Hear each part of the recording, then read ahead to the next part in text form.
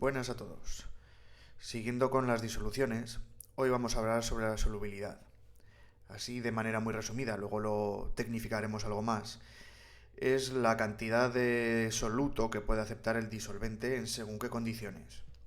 Aquí tenemos un ejemplo de tres recipientes en los cuales se ve que cada una de las disoluciones es un poquito más oscura.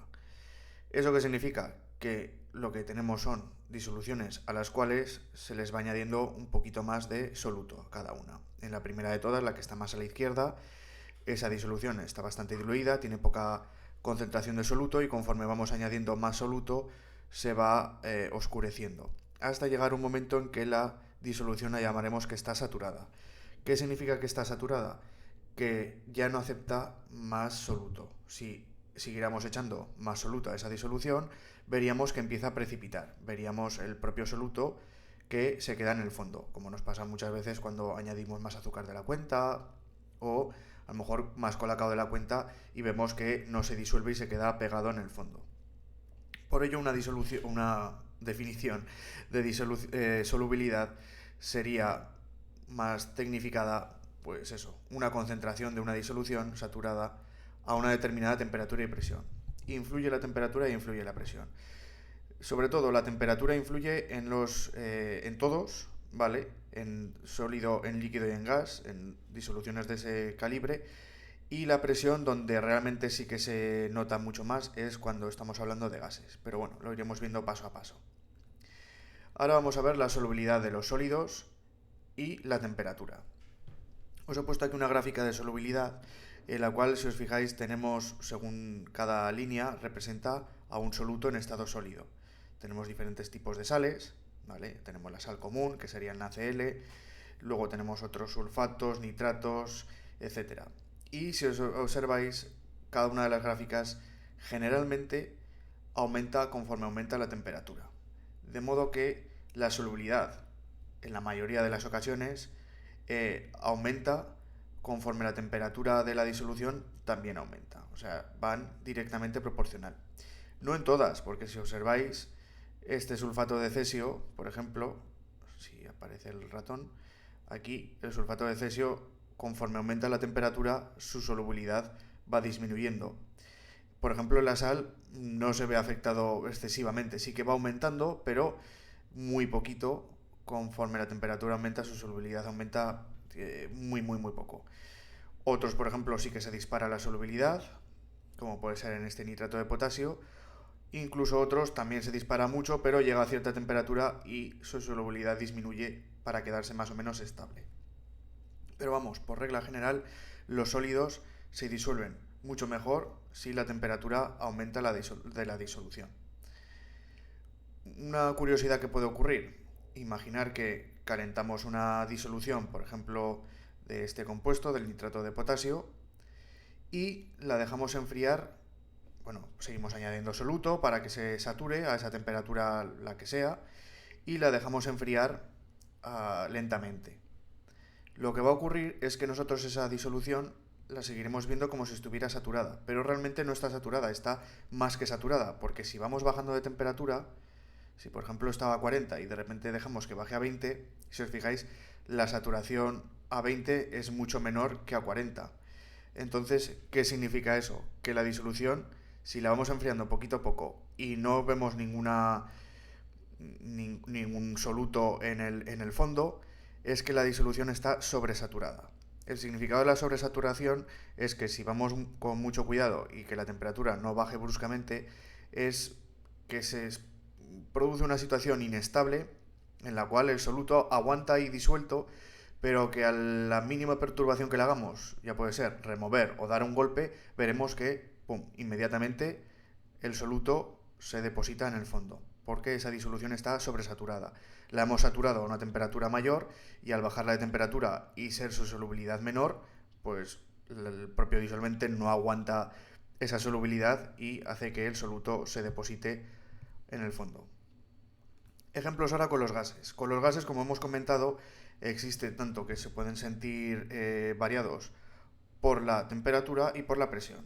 De modo que empezaremos primero por la temperatura. Aquí pongo un ejemplo de una gráfica de solubilidad del oxígeno con la temperatura que pueda haber del agua. Si nos fijamos, aquí es inversamente a los sólidos. Si la temperatura aumenta, la solubilidad del oxígeno en el agua, por ejemplo, disminuye.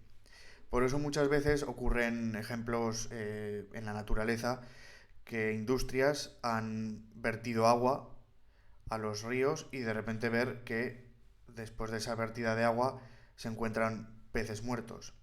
No es porque esa agua esté contaminada, simplemente que esa agua está a una temperatura mayor que la que está el propio río.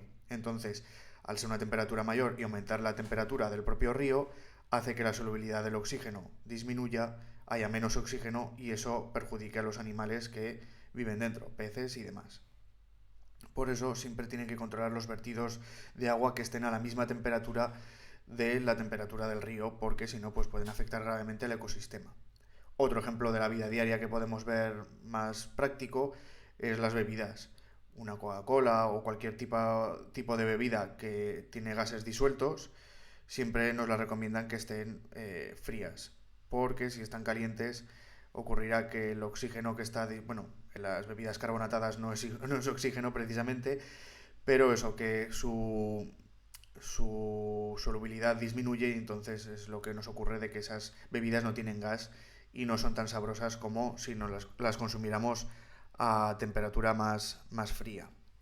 Y la otra relación es con la presión. Aquí pongo el ejemplo de la presión de un submarinista.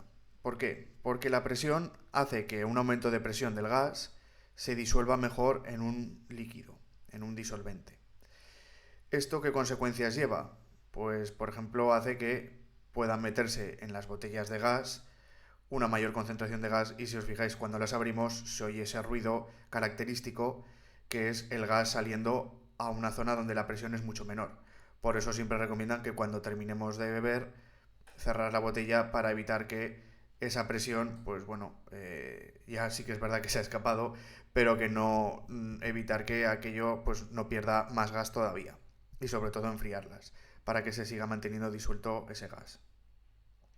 En los submarinistas o por ejemplo cuando se está realizando un vuelo. Lo que ocurre por ejemplo a este submarinista es que nosotros, pues como en todos los sitios, nos toca respirar un gas, en este caso oxígeno. Y también introducimos nitrógeno, porque el aire contiene ambos gases, mayoritariamente. Luego también hay otros, pero digamos que el aire está compuesto principalmente de nitrógeno y de oxígeno. Ocurre que a presiones en las que se encuentran los submarinistas, que están a bastantes metros bajo el agua, la presión aumenta muchísimo. Y eso hace que el nitrógeno, por ejemplo, ocupe menos volumen y la sangre lo pueda disolver mejor. ¿Qué ocurre? Como en todas las cosas que hay de solubilidad, si hay una variación de la presión o la temperatura, puede que esa disolución esté sobresaturada y necesite expulsarse. Por eso los submarinistas, cuando realizan inmersiones, no suben inmediatamente los 40 metros que se han sumergido, porque si lo hicieran, provocarían que esa presión, ese gas, aumentaría de volumen y podría provocarle pues graves consecuencias en su salud. Por eso cuando van a salir a la superficie lo hacen lentamente para que su cuerpo se vaya habituando al nitrógeno que tiene disuelto y lo vaya expulsando de manera correcta y evitar que sufran lesiones. ¿Qué ocurre en los aviones? En los aviones no nos pasará una situación así porque en ningún momento hay unos cambios de presión tan bruscos, pero sí que es verdad que no nos recomiendan que comamos comidas ligeras que provoquen pues gases, porque sí que es verdad que hay una pequeña variación y una comida que resulte flatulenta, llamémoslo así, puede que cuando bajemos a tierra pues nuestra sensación sea mucho peor y por eso pasemos malos ratos. También típico que los oídos se nos bloquean y es porque en los propios oídos también hay gases que como cambia la presión, cambia su volumen y eso hace que nos molesten y nos provoquen daños. Y hasta aquí sería la explicación de la solubilidad tanto en líquidos o gases.